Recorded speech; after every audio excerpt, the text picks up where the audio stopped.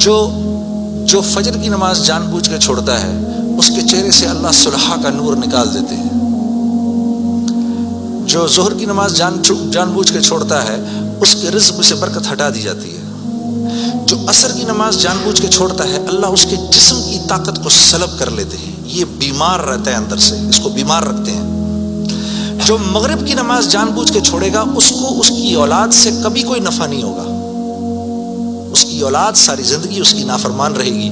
جو عشاء کی نماز جان بوجھ کے چھوڑے گا اس کو کبھی راحت چین کی نیند نہیں آئے گی.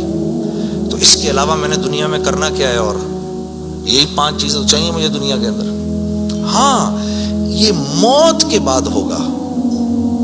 فرشتے اعلان کریں گے وَلَكُمْ فِيهَا مَا تَشْتَهِي أَنفُسُكُمْ. اب کیونکہ تم نے دنیا میں تو ویسے کر لیا جیسے اللہ نے چاہا، ٹھیک ہے، اللہ کی رضا پر راضی رہے، تو اب وَلَكُمْ فِيهَا مَا تَشْتَهِي، اب جو کچھ تم چاہ رہے ہو انفسکم وہ پورا ہوگا. کیوں؟ نزلا من غفور الرحیم، کیونکہ تم اب غفور الرحیم کے مہمان بننے والے ہو. تو اب جو چاہو گے پورا ہوگا. اب کہہ لو مجھے اتنے بڑے بڑے گھر چاہیے، مجھے اتنی بیویاں چاہیے، اتنی حوریں چاہیے. دنیا کی عورتیں کہتے ہیں کہ مجھے اس کی شکل دوبارہ نہیں دیکھنی. ہاں جی، میں آ رہا تھا نا ادھر، تو اب میرے سفر میری بیوی تنگ آ گئی تھی. تو مجھے کہنے لگی کہ اب آپ کیا کر رہے ہیں؟ میں نے کہا عائشہ اتنا بڑا کام ہے، مجھے جانے دو. تم جنت میں میرے سے 500 سال پہلے نہیں جانا چاہتی؟ تو کہنے لگی وہاں بھی اکیلا ہی بھیجنا. تو پھر مزے ہیں، پھر جو آپ چاہیں گے وہ ہوگا.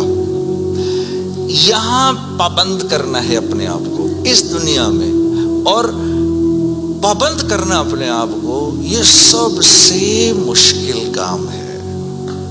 یہ سب سے مشکل کام ہے اپنے آپ کو پابند کرنا. دیکھو انہوں نے اپنے آپ کو پابند کیا، میڈیکل کالج کا تو ڈاکٹر بن گئے.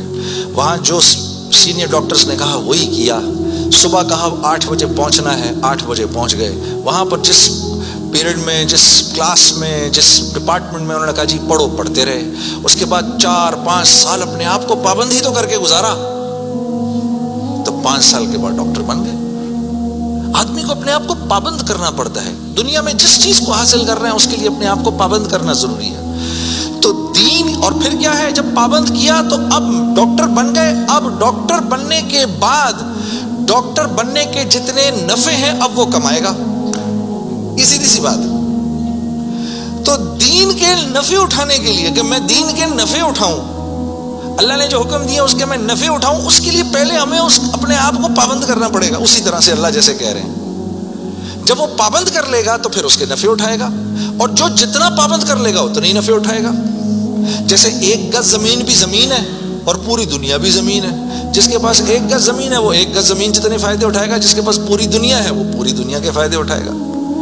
تو جس کی زندگی میں جتنا دین ہے اس نے دنیا میں نفع اٹھانے ہیں. جس کی زندگی میں جتنا کم دین ہے پھر کیا ہے، مصائب اس کو گھیر لیتے ہیں. مصائب اس کو گھیر لیتے ہیں، حالات اس کو گھیر لیتے ہیں. کراچی سے، لاہور سے، فیصل آباد سے گلاسگو آ جانے سے حالات ٹھیک نہیں ہو جائیں گے. یہ کہیں اللہ کا وعدہ نہیں ہے کہ جگہ تبدیل کرے گا تو تیرے مزے ہو جائیں گے. نہیں، زندگی بدلے گا تو تیری زندگی بدلے گی.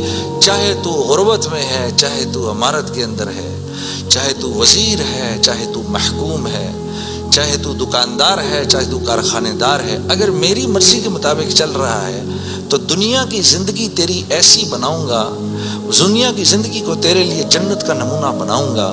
اگر میری مرضی کے خلاف تو چلے گا تو تیرے لیے تمام حالات اور تمام کامیابی کے نقشے ہونے کے باوجود تجھے مشکل میں ڈالوں گا.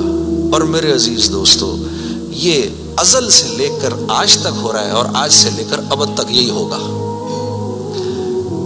اب آپ لوگ یہاں کیوں آئے؟ کبھی آپ نے سوچا بھئی آپ گلاسگو کیوں آئے؟ آپ گلاسگو کیوں آئے؟ آپ آئے نہیں ہیں.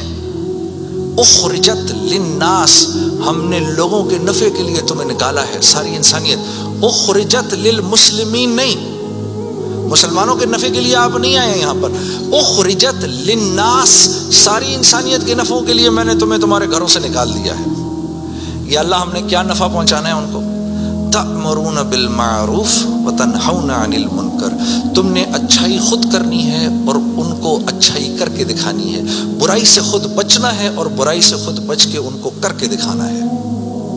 آپ یہاں اس لیے آئے ہوئے، میں قرآن بتا رہا ہوں آپ کو.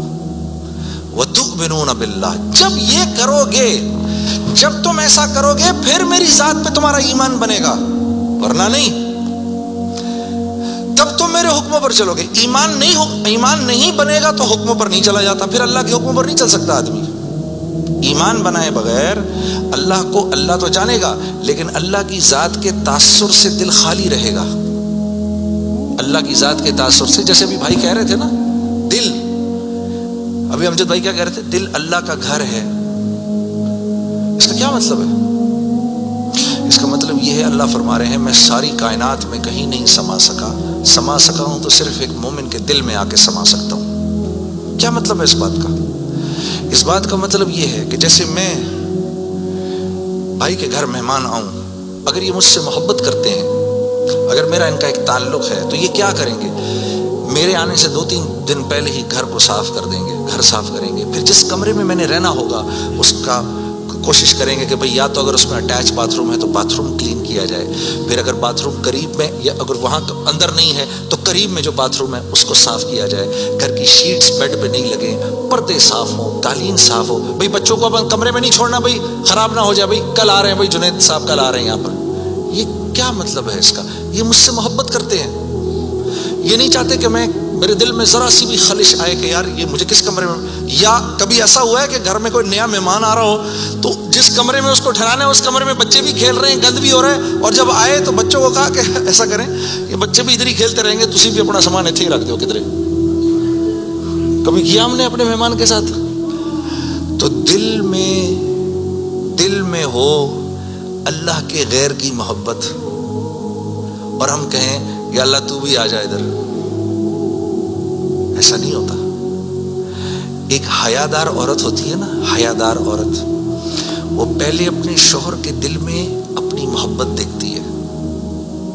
وہ پہلے اپنے شوہر کے دل میں اپنی محبت دیکھتی ہے دور سے رہ کر. جب اس کو نظر آ جاتا ہے کہ اس کے دل میں میری محبت ہے، پھر قریب آ کے اپنے شوہر کے سینے سے لگتی ہے. لیکن ایک بے باک عورت تو یہ بھی نہیں دیکھتی کہ یہ شوہر ہے یا کون ہے، ڈائریکٹ چھلانگ مارتی ہے. تو اللہ رب العزت اور نیکی، مثال دے رہا ہوں میں، مثال کے طور پر ایک حیادار عورت کی طرح ہوتے ہیں. وہ پہلے آپ کے دل میں اپنی جگہ دیکھے گا. اللہ پہلے آپ کے دل میں اپنی جگہ دیکھتے ہیں.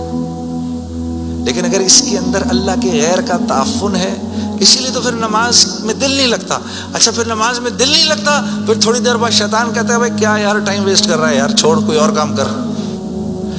ادھر اس نے نماز چھڑائی، ادھر شیطان نے نماز چھڑائی، ادھر آپ اور میں گئے کام سے.